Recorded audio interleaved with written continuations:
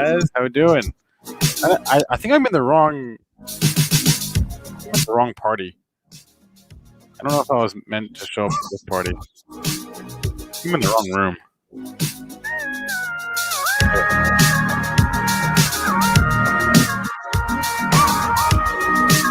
Wait, Spencer, have you seen Updog today? What's up, dog? Not much. How about you? Oh, you got me! Oh my god, that was amazing. Oh, never fails. That was good. That was Victor got you. You got me good, man. Got me. I think it's Victor. All right, so Mr. Rodden out. Oh, jeez.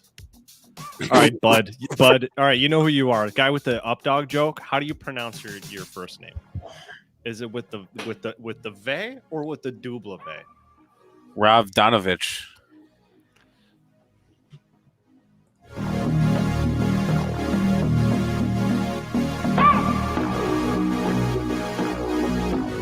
How do you say your name? Ravdanovich.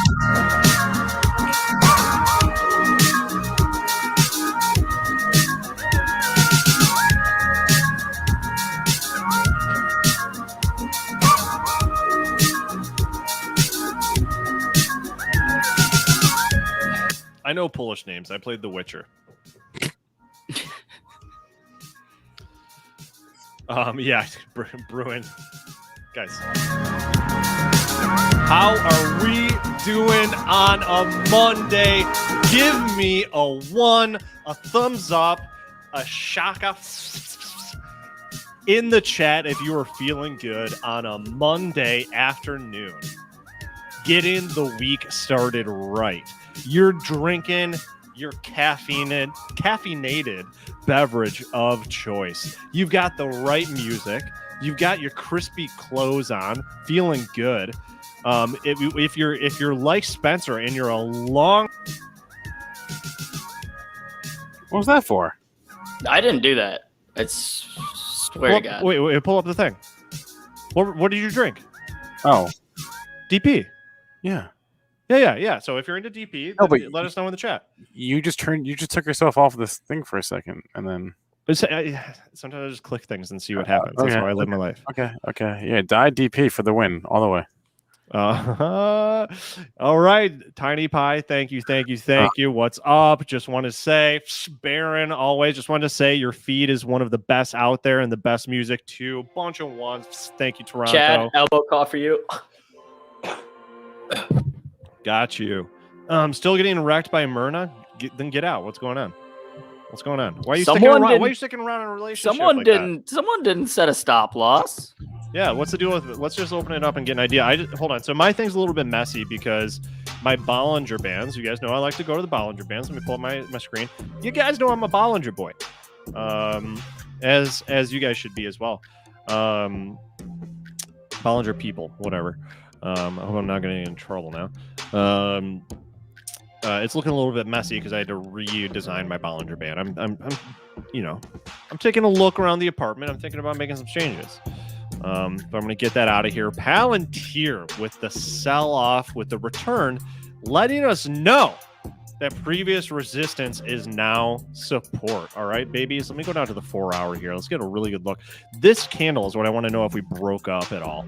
But nonetheless, look at this. Look at it. Look at it. Imagine me grabbing you by your face and sticking your face into this chart and then kissing you on your forehead and going, look at it.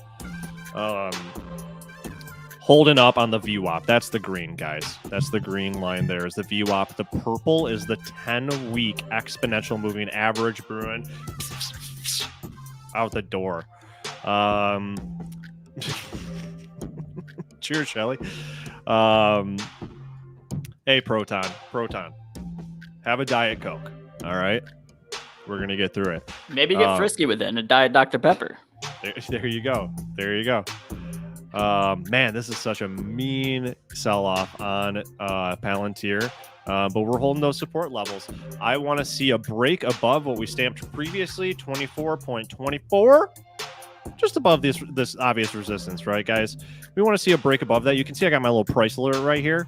As soon as that happens, I'm going long. Tiny pie. That's a good pro tip. Did we click that at the same time, Aaron? We did. Yeah. Same brain. Same brain. I'm liking Palantir. We've had people on the show that are not drinking the Palantir. But I'm telling you guys, let it steep for a little bit out of this round and bottom. All right. And just fill up a nice cup of Palantir.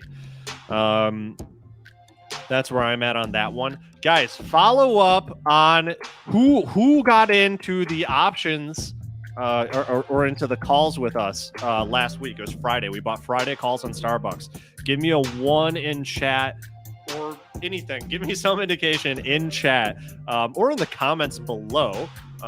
Make sure you like and subscribe. If you got into the call options that we bought on Starbucks last week, Baron, my man, Baron. So you got to at least 20 right quick percent, 20% right quick. Let's go, Rangers. Big shout out to Captain Cappy, dog with the toupee, for telling us to take a look at Starbucks. We got that young bounce action. All right. Why did we get the bounce action? Because we got our V-shaped reversal in play. Now, I could have still been holding these calls today. I sold them this morning because you know what? Double-digit percentage, I take it. And then I move on to the next thing. Oh, STBC. All right. I see you. Congrats. So congrats to everyone that made that trade. That was just a damn good one. So maybe we can find some more today. So I want to take a look back at Unity. So guys, I think we got dip buying opportunities. All right. So I'm looking at the 1 hour on a lot of these. I do want to see some very clear V-shaped reversals. But we're hitting previous resistance. All the lines that I drew on these charts before were based on these support levels. So sort of this would be a little bear flag before this thing kept going down. So if you were in Unity, you'd be like, oh shit, here we go. Oh, it's bouncing up. I might get in. And then you'd be wrong. And then it would go back down. But this support level has turned into resistance here on the other side of our rounding bottom / head and shoulders pattern here on Unity. And I'm on the hourly. Don't worry about all the moving averages and stuff. Just look at the general pattern that we have here. And this is the hourly once again. And we've got that sell-off, but we're hitting that resistance. Same exact thing that's happened with Palantir. Right at the levels. I didn't draw these today. This is before. I did this with you guys, and we're hitting those levels of resistance. So what I'm saying is, if the buyers could show us they can get us over those levels again, we're in bull country. If you're should I hold SBucks? My expiration date is 9/17. You didn't say what percent you're up. You left it out. With those, I say take your profits. Take your profits. We know how to, on this show, on Get Technical, we know how to buy the dip. All right? No one buys the dip like we do. All right? We will always find more. Antonio, these beats are by T-Pain. A lot of people hate on T-Pain for whatever reason. But he's a Twitch streamer, and he created a massive playlist of royalty-free music so that streamers can play stuff without getting copyright strikes. That includes the Spice Girls song. So you can thank T-Pain. He actually helped us in the process of we rented a white van, and then we pulled up to the Spice World headquarters in the UK, and we got them all in the van. We said there was money in there. We said there's a bunch of money in this van. Hey, we're going there. And all the Spice Girls got in, and then we shipped them over, and now we got them in our server room over at Benzinga, so that when this video gets to 100 likes, guys, then we bring the Spice Girls out from the server room at Benzinga, and we give them snacks and stuff like that, and then we play their hits. So just remember, guys, like this video and take a minute to subscribe. And you get the Spice Girls. How old do you think T-Pain is? I got a feeling that he's probably a Gen Xer. What does that mean? That like he's probably like 40. T-Pain age 36. Oh, dude's like a couple years older than me. Yeah, it was like shocking. A couple years people were talking about it, And when he put out like bartender and buy you a drink like 15 years ago, he was like 20. So I always thought he was older. And then it was like, wait, T-Pain's just now. Yeah, people are guessing like 40s, but he's young. Yeah, I think he's extremely talented. I mean, these beats are amazing. The Spice Girls remix is on this one. Yes, he's awesome. This playlist is amazing. It's called the Pizzle Pack. If you guys want the official Get Technical playlist, it is called the Pizzle Pack. You can get it on SoundCloud, and that's just what we cycle through while we do the show. But yeah, guys, holding up on the VWAP on Palantir, looking like a dip buy opportunity as long as the bulls show us they can get over this level. We want to see it. And then looking at Unity, I'm a Unity guy. Look at us. All right. This is the pullback situation. This is our first pullback on our run. We didn't get a secondary gap or a second gap. All right. We're looking at the hourly. We didn't get another gap to make this look like an exhaustion situation. So the fact that we're holding this level, which let me just draw a line here, which is probably right on the shelf. No, it's not. Draw a horizontal line. Let's see where that shows up in the past. Yes, previous resistance, guys. Previous resistance here. As long as we can hold this level and perhaps get either like a little double bottom, which would be like one of these, or just a V-shaped reversal, which would be like this. Yeah, I'm just treating this like a regular old pullback, following an accumulation phase and going into a markup phase, and riding this sucker all the way up the Fibonacci, climbing up the Fibonacci like a sea bass returning to spawn over a waterfall. All right. So if you're a sea bass, if you're feeling like a sea bass on Unity and some of these other stocks that are in these accumulation phases with these broad bases, give me a 1 in the chat if you're feeling like a sea bass today. Wait, is it a bass that does that? No, salmon. Salmon does that. If you're feeling like a salmon, give me a 1 in chat. What patterns are we looking at today to find bottoms? A lot of the ones that we have talked about, guys, we don't need to go out and find new stocks to make money. All right. We've got a list of stocks we've already been looking at that are in play, that are setting up for big daddy moves. All right. That's the name of my apparel brand that I'm about to launch. Big Daddy Moves. With producer AB. We're partners on that. But yeah, so what patterns are we looking at today to find bottoms? My friend CR, if that's your real name, it's just broad basis. So right here, if we look at the daily and the weekly, you can make a very, very good case for a clear, if I hide some of these moving averages, just head and shoulders reversal, baby. All right, head and shoulders reversal up to the neckline. Getting you at least to this Fibonacci level at 155. Unity getting to 155. Let me stamp it. Where's my thing? And that's just the way it is. So that's why it's in there. Craft, interesting. I learn more about you every stream. Yes, think salmon. Think salmon. I heard they actually have salmon fishing up here in Michigan. Yeah, I don't know. I think the most fishing I ever did was ice fishing when I was like really young, and we had a butane heater in our shanty. We were like on the ice in like a wooden shanty with a big hole in the middle, and I was standing there with a spear. I was like a little kid, and I had a one-piece snowsuit on. I was that little, like I had those like one of those one-piecers, and I was just waiting for a pike to come by, and I was going to spear it. And then my hands were getting really frozen and cold, so I was putting them next to the butane thing, and then my whole snowsuit started lighting on fire. So it turns out that in the 90s, those snowsuit things were very flammable. Really? Yeah, and I just lit up like a Christmas tree. So my dad grabbed me by like he just grabbed the back of the suit and then dunked me in the water. So you were a little chilly after that? It happened so fast. He dunked me in the water, and then we went back to the house. Yeah. I was a little bit chilly after that. That's crazy. I didn't know what the hell happened to me. That's quick thinking by your pops there. Shout out Mr. Hamilton. And if you guys are wondering, no, I never caught a fish. That's where I learned. I'm a survivor. I learned that from my dad.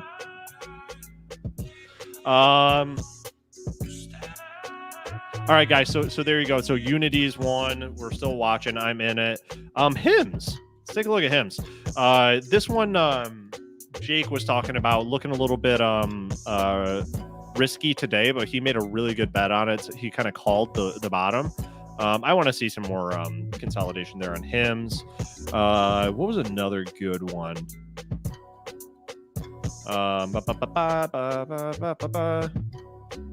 Bloom Energy, are you giving it to us? Bloom Energy is being a little cranky with us. Giving us a hard time here. Well, let's check in on BTU. We've talked about that on the show a couple times. Peabody Energy still in a strong uptrend. What? That's what we like to see. That is what we. Yeah, our guest today, Chris Capri, actually pointed this one out a few months ago. Maybe we can ask him about BTU, see if he's still watching it. But yeah, Neal, I don't know about you, but I'm kind of watching some value stocks today because I think if we see some more uncertainty, we'll call it, in geopolitical things going on around the world, I think growth becomes a little bit more. We've talked about this before, that growth is what's going to get hit first. It's what will get hit hardest. So to me, a couple of value plays have been looking enticing. I think you make very, very good points there. Let's take a look. When did I can't remember exactly, which is why we have to ask him about it. I just got an alert. Hold on. Palantir. So Palantir is hitting support is probably what that was. But you know what, man? The geopolitics thing really screws up a lot of it's really screwed up my trading.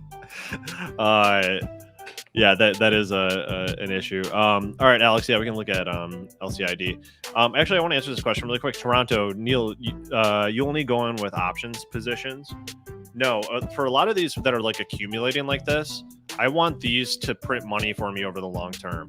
So like ABMB, for example, there are a lot of things working against the Delta variant as an example. And we're already starting to see like leading indicators of more shutdowns. We're back to like the highest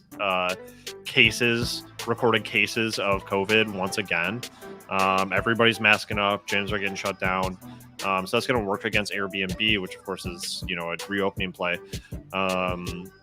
But it did really well during COVID, and the structure is beautiful. I'll get rid of my Bollinger Band here so you can see a little bit more clearly.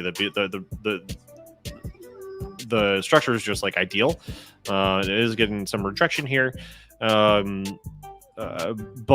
with stuff like these, like Unity and so forth, Palantir, I'm just buying and adding in. So I'm scaling in. I like to buy options when I know when I see a consolidation pattern and expect a breakout, or when I expect a bounce. So like the Airbnb options would have been like here when I saw the V-shaped reversal, or here when I saw a V-shaped reversal, or if I saw the flag. That's my options. And then when I have time during meetings and shit like that, then I'm looking at 10-minute charts and then scalping the weekly options. So getting in and out of positions, like not holding it for like more than like 2 hours, something like that. That's something that takes a lot of attention, and I know that I, unlike a lot of you guys, work for a living. So I'm really busy for the day, and a lot of times when I try to do that during the day, I miss it, and then I'll just miss opportunities to make money and close my position. All right, we're gonna look at Lucid. Guys, what kind of car should I buy? Just decided I'm gonna buy a car. Let me know in chat what kind of car I should get. Options, it has to be under $3,000 only. Oh, you know what we should do? We should buy you like an old passenger van and deck it out and make it something you could live in. You think that's me? Well, it'd be nice to have as an option, Yeah, it would be. I like those. I would like an electric Volkswagen van, like the classic, VW van, converted to a live-in, and then move out of my apartment. Under 3K, you need to be a mechanic. I have YouTube. Lucid Motors with the Head and Shoulders, a little bit freaky right here. I'm not really liking it, and it's also breaking out down past this neckline. I'm hands off on Lucid. We already looked at this one. I'm hands off on it. All right, so who's up next? A Lamborghini. Could do that. You think that's my style? What color Lamborghini do you think I get? Do you think I get a red one or yellow? Do you see me driving a Lamborghini? I get out with my basketball shorts and my black t-shirt. Hey guys. Any of you guys play Minecraft? I don't know. Yeah, that's what I would do. I want something I can just travel around and rock climb in. Yeah, Victor, that's probably the most sensible idea is just get a used Toyota or something like that. I did that in college, and then I tried to do it recently, and it was so hard to find a used car, like in my price range, that I ended up having to lease a new car. So now I don't even own anything. I just have a car for 3 years that I have to pay off monthly, but, it's fun. Yeah, Palantir just broke 24. Yeah, I got an alert on that. Got my young alert on that. Let's go down to the hourly. Palantir is looking like a dip buy situation for me, my friends. You're going to get resistance, of course, right here, straight up ahead. I'm liking Palantir. All right. Didn't Kathy Wood just add a bunch of Palantir? She did last week when earnings came out. I gotta text Scott, my broker. There you go, PLTR. All right, show me you can do it, Palantir.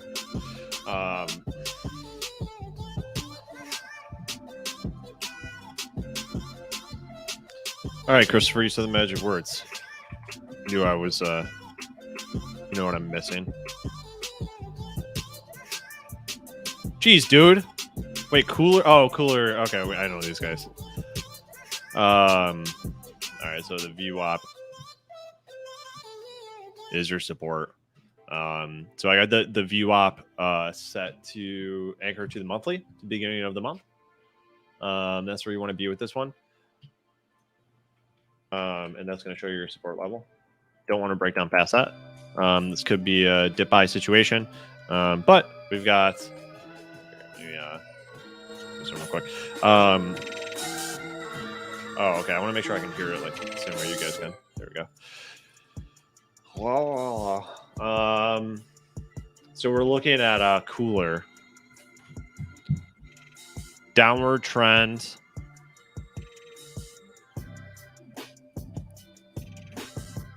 Reversal. I'm using the candle bodies. So with these really low price stocks, the wicks get a little crazy sometimes. So you can sometimes just use the bodies to cut noise out.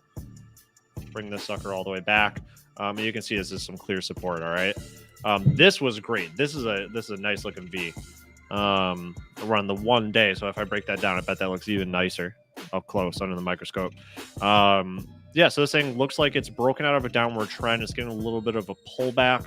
You're going to want to see it break above some key levels for an entry. Okay, I have no reason to believe this would bounce right now because it has already hit what would be the price target from this rounding bottom. All right, so let me go down to 1 hour. Of course, it's spotty, yaddy, yaddy. All right, so I'm not going to go down to 1 hour. I'm just going to keep it to a day.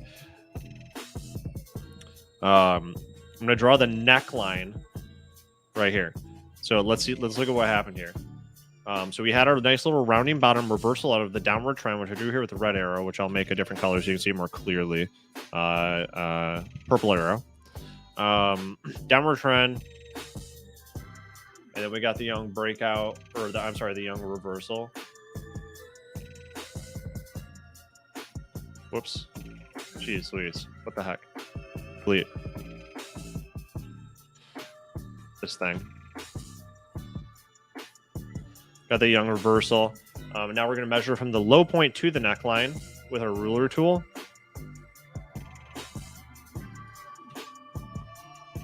Can you guys see that?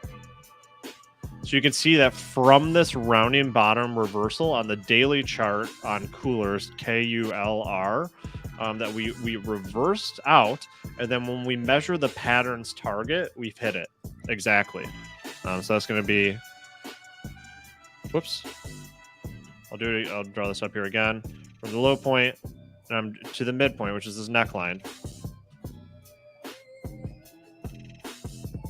So we've hit it, and now we're pulling back. We're holding support at the neckline. So actually, with that said, my friend, what was previously resistance is showing that it can be support right now.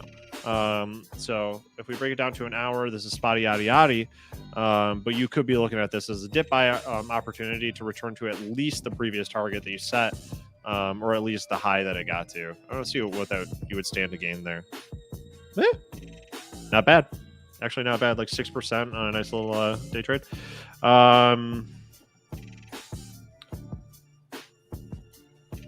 Cooler is my big swing for September. Cool. Cool. You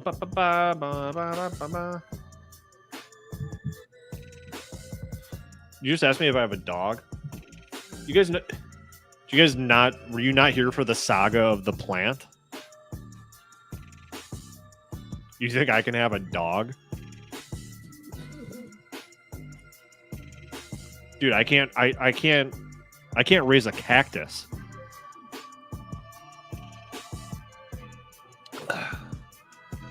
CLX. Get Clorox.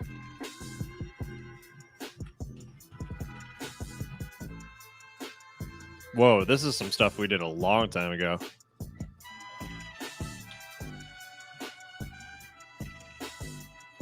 Wait, what is STFC and what happened with that chart? Why would you start a new stock when I just opened one up, Aaron? Oh, Clorox. Can I ask you that? Yeah, Clorox makes the wipes disinfected. Yep. All right. So, I mean, you got a reversal here, my friend, with the gap to close. Come on. I think this looks nice. Pull out our Fibonacci tool.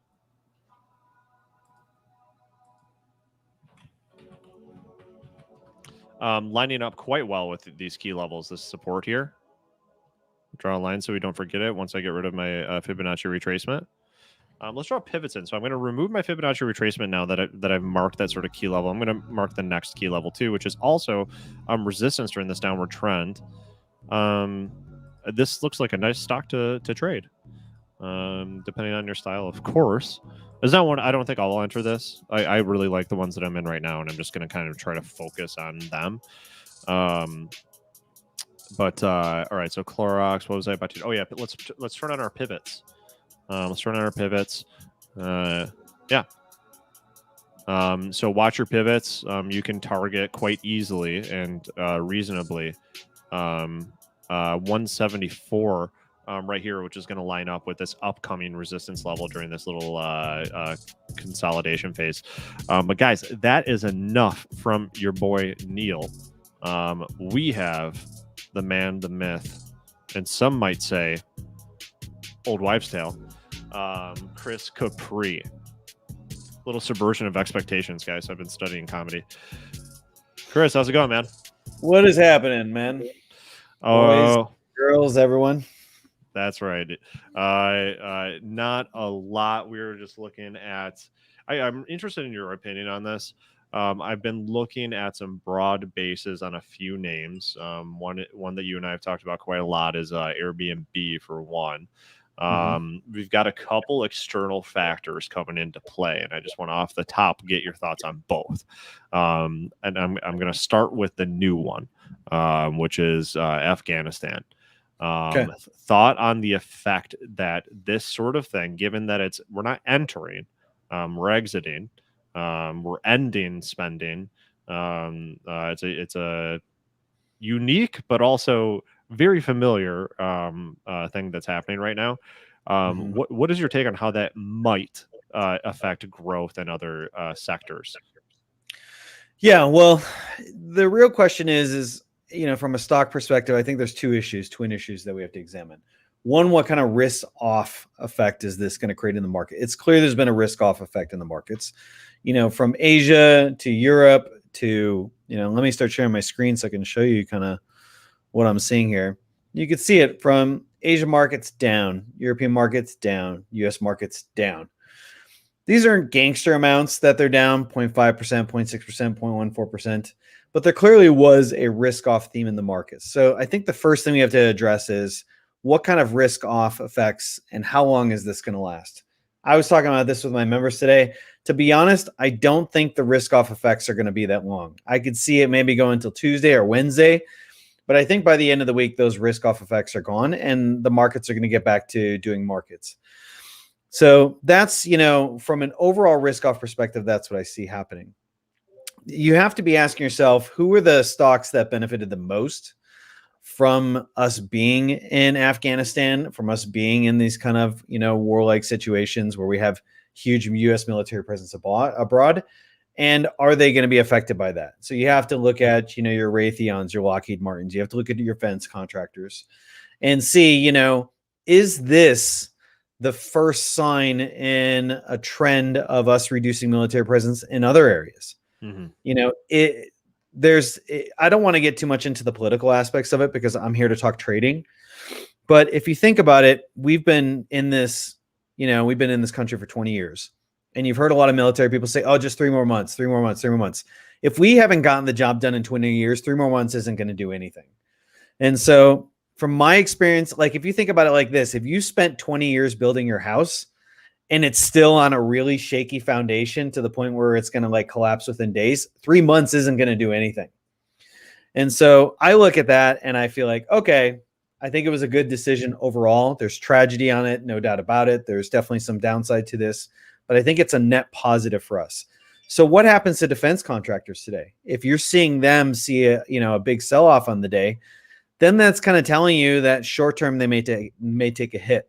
But if we don't start changing our U.S. military presence abroad, other than this one situation, then I think the hit to them will be minimal. It will be contained over a short period of time, and then they will go back to doing what they do. And so, that's kind of what I'm looking off. My main concern is what kind of risk off could this spark further selling in the markets? And that's not what we're seeing in the S&P 500. You look at the SPYs, pre-market, they were down, a little bit of impulsive selling, but they started finding a base. And a lot of the options market was showing that, hey, don't expect a big move in SPYs today. The volatility is not there. Positive gamma environment means lower volatility. And since we're in an uptrend, eventually the market got to a point where it just couldn't really get past that. Probably some dealer hedging at this point, no longer for need for dealers to get short. And all of a sudden you see the strongest move on the day is to the upside. Mm-hmm. So, I look at that as like, okay, yeah, we've had limited effects. Expect maybe a couple more days of this, but I think by Friday or Monday next week, the risk off effects will be done. All right, great. And yeah, just a reminder for chat, guys. None of this is political commentary, and we don't want to have political commentary in the chat. We're simply talking about how external events affect financial markets. Exactly. So yeah, let's use the time efficiently, guys, and be fair to your fellow chatters. Like and subscribe. So what about the variant, the Delta variant, on stocks that we like Airbnb? Any take on how investor sentiment or anything like that may be changing, or what have you seen? I think the real play in Airbnb is to look at it from a long-term perspective. Does Airbnb have a sound business? Yes. Do they have a disruptive position in the market? Yes. Are they taking market share from the current incumbents? Yes. And so as long as you're willing to look at Airbnb from a long-term perspective, then the short-term moves right now will be relatively minor. I think anywhere between 145 and 131, Airbnb is a fantastic long-term buy. In terms of the short-term effects, Delta variant is a real thing. There's no doubt about it. I am someone who's kind of like a scientist in training. So I have a degree in neuroscience. I am going to be going back to graduate school for my master's or maybe PhD in neuroscience. And as someone who looks at the science, the Delta variant is a real thing. And I think we still could see more upside in terms of the Delta variant gaining ground globally. So that is still an issue. Is that going to have a short-term dip and effect on Airbnb? Possibly. It's going to affect travel for sure. It's going to affect bookings for sure. There's going to be some risk in that. And in some sense, I think that's a healthy thing for Airbnb because then that brings the price down a little bit. And now we start getting into a juicy buy zone on Airbnb. I'm long-term bullish on Airbnb. I don't think the Delta variant is going to destroy the gains that they've made in disrupting the business and taking market share from the incumbents and being in a good position to profit from this situation, medium to long term. I don't think the Delta variant is just going to wipe all that out. So I'm okay with the short-term potential downside on that because I look at Airbnb from a long-term perspective. All right, there you go. So those are the only questions I have for you today.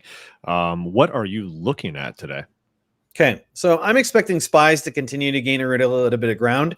Because of that, we've shorted VIX. I shorted VIX. We were long SPYs earlier today. We bought SPYs right around 443.80 and then took a little bit of profit here. I wish I captured a little bit more of the upside, but I didn't want to hold this through New York lunch. And so I got my little profit out. But I felt like the better one is in the VIX. I think VIX is going to, we had a little bit of spike from the risk off, but was this something that continued on the open? No. There wasn't continued buying on the open in VIX. In fact, you see it, hits the 1760, hits it, pulls back, hits it again, aggressive selling. That tells me that really there wasn't enough fuel, not only from an interest perspective, from like an open interest perspective, but the market just really didn't feel like VIX had enough gusto to just keep going. And it's sold off ever since. So I've shorted VIX on the break of this kind of pullback right here. Sorry about that alert. And so I've shorted it just below 17. I'm going to probably hold this for a couple days. I've done to the end of the week options, so my theta will be minimum, but I'd like to see VIX return to 1550 if I can. So as soon as I can get it back down to the gap, fill that gap, then I'll probably take some profit. Ideally, I can do it by today or worst case tomorrow, by tomorrow. I am looking at LAC. A lot of people are long-term bullish on LAC, but when I look at the options positioning LAC, I see about over half the options out there in the market rolling off this Friday. And with the market long calls by a long shot, there's about 100,000 calls in the market and only 15,000 puts. Doesn't matter any way you slice that, even if they're selling a huge portion of that calls, the bottom line is the market is still long calls. Like you have 15,000 puts, you have 15% of the puts out there compared to the calls. So the market's long calls. They're going to get monetized. And what did we see from LAC? We saw that as it got to the 20, it really just couldn't hold there. And so regardless of the market being long calls by a margin of roughly 4 or 5 to 1, the 20 was just too much. What do you see? Impulsive, corrective, impulsive. A little bit of a rally that stalled at 18 and now selling. So when I look at this, I feel like LAC is a good short at 18. Maybe get long puts at that point. Try and play this to the end of the week because as we go later and later in the week, those long calls that are expiring this Friday are going to get monetized. And that will reduce some of the upside fuel or support in the market and thus get a little bit of a pullback. So I'd like to get at least a move from 18 to 17. I think there is, if we could get a break of 1674, then I think there's room for 1588 and potentially a room down to like 1530s, 1520s at that point. So I'm looking to get long puts on a pullback on LAC. Now, thanks to your awesome earnings calendar that you guys publish on Tuesday or you publish on the weekends. I love this earnings calendar. Two of the earnings that I'm really watching are Walmart. I am watching Home Depot, but the biggest ones I think of the week are going to be Walmart and Target. Mm-hmm. So Target has been taking market share from Walmart and Amazon as they continue to build their online presence. We're seeing this in the numbers. And I do recall you asking me about 8 weeks ago, if I had to hold one stock for the rest of the year, which one would it be? And which one did I say? Touche. Yes. Yes. And I would like to say that Target is up about 10% since then. Full And I think disclosure, I'm in Target too. Okay. So we're both long Target. I'm long Target via stock and options. I think Target's going to have a strong earnings, and you may get a little bit of fluctuation, but from what I'm seeing in the option positioning, unless we get some really bad earnings, Target is supported between this kind of 255 and kind of 258.5 area. So I would like to buy another dip or add basically on a dip into this area again and get long calls. I think there's a couple ways to play the long calls. You can play long calls outright, or you can do long bull call spread. To reduce some of the premium, I would suggest instead of playing, expiries this week, play a long-term game on this one. 1 month out, 2 months out, 3 months out. So I would say, maybe if you want to spread it out, maybe do a 1 month, look for a September OPEX play, and then look to play a long target position for the rest of the year. If you were to ask me right now, do I want to hold Target stock based on the current price to the end of the year? I'd say yes. I would say yes. So I like being long Target, and I would like to see a little bit of a dip going into earnings and then buy that dip and then hold Target for, pretty much the end of the year, because I think there's a lot more upside. I think Target is probably going to close between 275 and 280. And when I look at the option positioning, I don't really see the dealers or market makers needing to hedge until we get to about 300. So for me, there's definitely some fuel. If we can clear 268, 270, then there's room for this to really make a nice run to 275, 280 plus. It will be a grind beyond 280, but I think there's room for it to go from 280 to 300, assuming earnings this quarter and next quarter come out strong. So I'm long Target, buy stock and options, and I will add to that position most likely. They would have to have disastrous earnings for me to not want to add. The other one I like is Walmart. I think even though Walmart has been losing a little bit of share to Target, I feel like they are still in a strong position for the rest of the year. My one concern with Walmart is this. We are approaching that yearly high, and as you can see, the all-time high. So unless it's a gangster earnings report, what I see happening is this pushing into this. Some traders that have been long since 130, 135, 142, I can see them taking some profit, around the 153 around these all-time highs. So if it's not just an uber gangster earnings that's super bullish, I think you'll get some pullback from this, and I think the pullback is the best opportunity. I'd love to accumulate Walmart at 145. That's my premier location to get some longs on that. If I can't get that, I'll look towards the monthly VWAP around 148 and maybe take a light position around 150. I think it hits this, pulls back a little bit, and I think it continues to build pressure on this over the next days and weeks, and probably within a month, we'll break out of this. And I see Walmart closing around 170, 175. And when I look at the options universe, I really don't see the dealers needing to hedge until 170, 180 on this one here. So I like being long on this on a little bit of a dip. And so that's pretty much what I'm looking at right now. So we could do 10 minutes open Q&A. You down with that? Yeah, hit it. I'll let you take the stage while I get some more coffee. It's your show. I'm giving you a show. And then producer AB, are you here to support your friend? Yeah, good stuff as always from the youth. It's the Zoomers. I have a theory on why Zoomers just aren't the same as the millennials. I'll talk. We can talk about it later. All right, I'm gonna get some coffee. Be right back, guys. Cool. Sorry about that. It's all good, AB. I was just gonna say I brought it up on the show earlier, but I was wondering if we could do a check back in on BTU, Peabody Energy. I know that's one that you mentioned on the show a while ago. I don't know if you remember exactly what price it was at when you brought it up, but it's been in a very strong uptrend. And yeah, it looks interesting. Okay, let's take a look at BTU. See what's going on in the options world right now. Wow, still strong. There's nothing. I don't see any change in the momentum. In fact, we've just cleared. I mean, assuming we close above this, we have the breakout right here. And you can tell this was kind of this was the key breakout level because we kept getting rejections at the same level, and you see the rejections getting weaker. And when you see rejections getting weaker, that means that the selling force, the volume, the size is getting less and less. People who are stubborn will keep selling that. People who are smart that we're selling at will get out of the way and maybe flip to long. And so what happens? The market breaks it, comes back, and takes off. Since then, we formed this impulsive and corrective structure, and now we're breaking out of it. It's just going from strength to strength. So when I look at that, structure looks good. It does have a fair amount of options rolling off this Friday. Around half of the gamma out there is rolling off this Friday. So I can see this stalling a little bit as we get later and later in the week. People are long calls, and the market is long calls.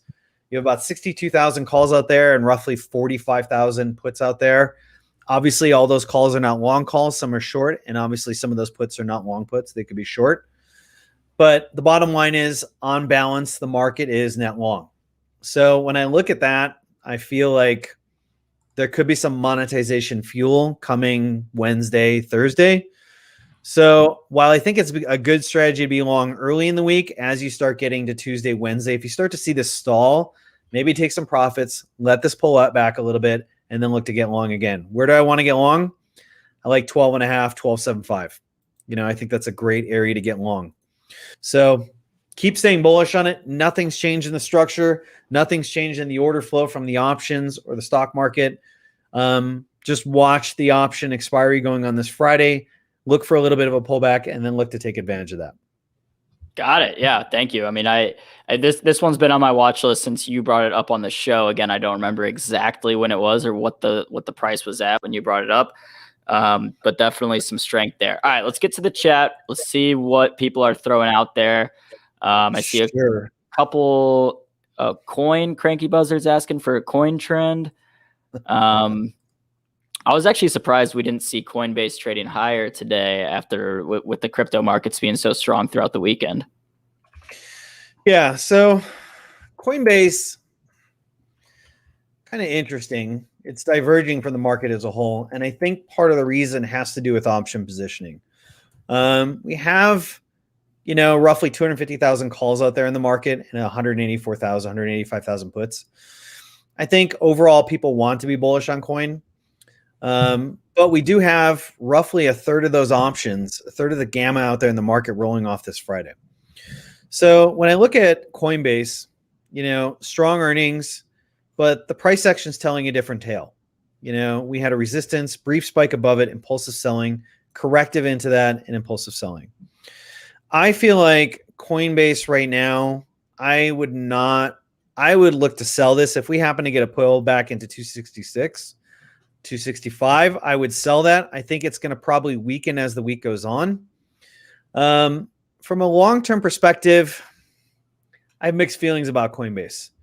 Part of the biggest problem with Coinbase is that it wasn't an IPO. It was a direct listing. Direct listings are really just opportunities for the executives to cash out. And if you look at the Coinbase IPO, it coincides perfectly with the top in Bitcoin. I don't think that's a coincidence. So I think that, the executives cashed out a lot of shares. They voted with their money. They sold a lot of shares. They took profits. God bless them. They have every right to do that. They've been working hard at Coinbase to legitimize and democratize crypto.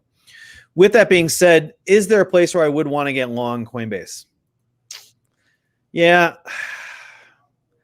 I am not confident at the current levels. When I look at option positioning, I feel like the closer I can get to 210, 220, the better I feel about it. Basically, what we've seen with Coinbase is, how many weeks has this been live? What is this? Since April. So you got about 4, 8, 12, 16, 20 weeks. How many weeks has this been able to close bullish? 6 out of 20. So what we're seeing from the institutions and the overall order flow in the market, it's definitely not a question of retail interest. What we're seeing from the institutional players is they're saying, you know what? Only 6 out of 20 weeks has this been worth being bought up. We are not really that interested. Where are we interested in feeling that Coinbase is of fair value? Here. That's it. That's what I see. So I don't think you can say hey, let's use Coinbase as a proxy for the crypto market, because it's slightly different than that. It's not a pure, like bit mining, like a Mara type corporation or something like that. Its focus is it's a brokerage. And so where the institution showing they want interest, 230, 220, 210. At 280, it's expensive. At 300, not worth it. If it was, they would have kept the value there. So that's what I see in Coinbase right now. I'm not ready to get long. Short term, I'll play to the short side. As we start to get into this 230, 220, 210, I'm interested. Yeah, and you make a good point. I mean, Mara and Riot are both up today, albeit slightly, not very much, but Coinbase obviously down, so definitely not trading with the overall crypto market. Let's see. Akash is asking for Microsoft. I don't know if we have anything going on with Microsoft right now. Let's see. Earnings for a while, but I like being bullish on Microsoft. We had a bull spread on this, and I let it go too early. We bought like 250, 270s. And we definitely let it go a little bit too early. We had a ratio spread on this one here. So let's look at the option universe real quick. I like being long Microsoft. If it dips 10 or 20%, I'll gladly buy it. I do think we are starting to get into a little bit of resistance. In the options world, you have roughly 1.4 million calls and 1.3 million puts, so relatively balanced. But we don't have a lot of options rolling off this OPEX this Friday for August. The majority of Gamma is rolling off in September. So people are playing a little bit more long-term. When I say long-term, they're not trading like weeklies on Microsoft. The market is playing long-term on Microsoft. They're thinking September, October, November. The largest Delta strike out there, combined Delta strike, is January 22. So people are looking long-term on Microsoft. So I want to buy dips on Microsoft, but we're getting into rich territory. I think at best it makes it to 300 this week. And then I think we see a pullback at that point. So where would I want to get long? Where would I feel really good about getting long? 260. I think 263 is the juiciest. If you're darn lucky to get 263 this year, take it and hold it for a while. I think it's going to be a strong position. I'll add a little bit of size around 279, 280. I don't feel like playing the short game on this 284, 285, because Microsoft isn't a ripper per se. It's not something that, if you're lucky, you catch a week like this, 278 to 289, you get $11. But most of the weeks, it's $4, $5, $6. So I feel like add a little bit of size around 280 and keep the majority of your size around 263 on this one here. If I have to suspect, is Microsoft going to close above 300 this year? Unless we get a major risk off in the markets, I think yes. Beautiful. Yeah, I mean, I love Microsoft right now too, because they are basically the only competitor to Amazon when it comes to cloud-based storage and whatnot. Mr. Neal, drinking some water. No coffee? Okay, he's staying quiet. One thing I would like to say about the cloud computing that I think is so important to understand. So Amazon Marketplace, it's a beast of a business. It's global. They make oodles in terms of gross revenues off of their Amazon Marketplace. But, you're talking hundreds of billions of dollars that it makes per year on their marketplace. But what's their net profit after all of it? It's around about 25 billion a year. So maybe even if they're lucky, 20 billion, sometimes 15 billion. The Amazon cloud space makes as much profit for 1/4 the gross revenue. So it's higher margins in their AWS space for Amazon. That's why Jeff Bezos was pushing so hard to get that cloud contract, because he understood that the margins on their AWS is far bigger than their margins on their marketplace. They use their margins and their edge and their competitiveness to take the smallest margins from everybody out there, which means they don't have a big margin when it comes to marketplace. But in terms of cloud, Microsoft is the only one out there who can give them a run for their money. I don't think we can underestimate the effects of that long term. So that's a great business to be in.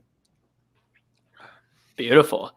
Yeah, we don't touch on the fundamentals a lot here on this show, but when they sneak in, they sneak in. One thing I would like to, there was one last question. I got 2 minutes. Can I answer it in 1 minute, boys? Are you good with that? Yes, Chris. Okay. There there was a gent in here who said, hey, I lost all my money. I think it was X4 or Xalox or whatever his name is. He said, hey, I lost all my money on stocks, options, spreads on AHT. What now? So the answer to that question, what now, is it's important to never, ever go all in on a particular stock. You don't have any control over the market. And all it takes is one bad plan that for you to lose your money and you're out of the game. So the answer is there's two things in terms of what now. One, you need to regroup your finances and build a buffer to where that you can have some discretionary capital to reinvest in the markets. But the most important thing is that you learn from this. You never put all your money into one stock. You diversify, you take a little bit of plays here and there. Warren Buffett secretly and very quietly said in his 2013 Berkshire address, he said, you know what? We bought 500 stocks over the last 60 plus years. Only 8 or 10 of them have been outperformers, like really gangster outperformers. So they bought 500 stocks. Only 8 or 10 have been outperformers. That's less than, it's not even 10%. That's like 2.5%, 3%, basically. So what are we talking about here? You're not going to know which one of your stocks is going to be a gangster winner or loser. So the key is to take a lot of stocks and a lot of different trades that potentially have the advantage to gain and make a return on investment, so that when that 8 or 9 stocks out of 500 does land, that you're there to capture those outside returns. If you put it all in one stock, you will miss those opportunities. So be smart with risk. Never put it into one stock. Diversify and trade a lot of stocks so that eventually the ball lands on that 8 out of 500 to give you those outsized returns. Great piece of advice to end on there, Chris. Thanks so much for being with us once again on a Monday, my friend. Good seeing you all. Be well. Thank you, sir. All right, guys, that is Chris Capri, Second Skies. Check him out. He wants to make sure that spyware we installed on his laptop doesn't get pictures of him in compromising situations. Understandable. So, guys, smash the like for Chris. Keep him coming every Monday, and get on over. Even if it's just following on social, just get started. Get your little toesies wet with some Second Sky stuff, because that guy's the real deal. We love and are honored to have him on the show. And producer AB just dropped the link directly to the website there in chat. So go ahead and use that, guys. Really highly recommend getting as much of that education from the man while you can. So, guys. We're kind of in a little situation here. Do you know what the situation is, Aaron? Yeah, we're 5 likes away. Wait, 5 likes away? I said 150. Oh, we're 54 likes away. Yeah, guys, we don't get 300 people viewing and then set the bar so low to let the Spice Girls out of the server room. So, guys, if you want to let the Spice Girls out of the server, and I don't think you guys can. Honestly, I don't think you guys have it in you. I think that you're all just honestly lazy. Whoa, not this crowd. They're too good looking for that. Well, that's it. They're good looking, so they never got challenged in life. Everyone was always nice to them and never really asked them hard questions, so they never had to develop character, is what happened to you guys. You were all too damn good looking your entire life. No one forced you to develop character, and that's why we don't have 150 likes right now, and that's why the Spice Girls are going to stay locked in the server room, and they're going to eat nothing but macaroni and cheese, lean cuisines that our developer with the red ponytail bought for them. And that's because of you guys. That's right, Bill. That's it. So if you oh shit, we're at 126, 128. I don't know, guys. What I gotta say is e pluribus? E pluribus incel. E pluribus incel. Guys, I don't know. 128? 128? I think we can do it, Neil. Give him one more minute. We do have Moon or Bust coming up here. Starting momentarily. But yeah, we're at 128 likes right now. If we get 22 more to 150, there will be a special treat. Proton, that's not an excuse, all right? You get the job done. Get technical, viewers. We get the job done. All right? That's just how it is. All right? And I can't change that because that's just how that is. AB, did you take Latin in school? Kind of. My first language is English, which derives from the Latin language. So I learned some Latin roots while doing English.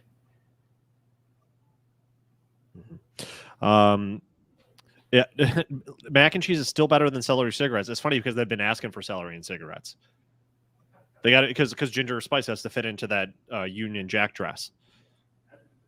So we're at 142. Guys, I don't know. I really don't know. I'm gonna check on how they're doing. We send them. They have beepers. They don't know how to use cell phones. They just use beepers. So I'm gonna send a little beep over to them. I'm gonna page them. It's a pager, not a beeper, whatever the fuck you call it. Okay, one for the swear jar. Sorry about that. Once again, what do we do? We're gonna put the Visine in the swear jar so that I remember to not swear again because I don't carry cash because it's 2021. Are we still at 143 likes? Yeah, and Neal, we do got to wrap up here to get over to Moon or Bust. So maybe we'll just have to. Oh look, Luke Benzinga's calling me. All right, see what the hell he wants. Hi, Luke. Not much. Just wrapping up Get Technical right now. Well, guys, I don't know what to tell you. We didn't get to 150 likes. Therefore, the Spice Girls are going to eat macaroni and cheese today, and that's on your conscience. Hold on. Let me the hell out of here. Zoomer. Thanks for tuning in, guys. This has been another episode of Get Technical Monday Edition. I'm your host, Neal Hamilton. Follow me at Neal's Tweets for tarot card readings. So that's basically what we do here, guys. Big thanks to Producer AB for being Producer AB. And a huge shout out to Chris Capri, Second Skies Forex, as always, for just being a real one. No BS there, just solid education.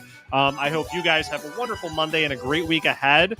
Keep watching the stocks, watching for that accumulation. I'm liking the ones that we picked. Unity, Palantir, Starbucks was a nice one. Hims we can check back on, but you guys just watch the old episodes. We've got a good little watch list of stocks. So that's it, guys. Up next is Moon or Bust for cryptocurrency coverage from the Benzinga team. Thank you for watching Get Technical. I'm Neal Hamilton, and happy trading.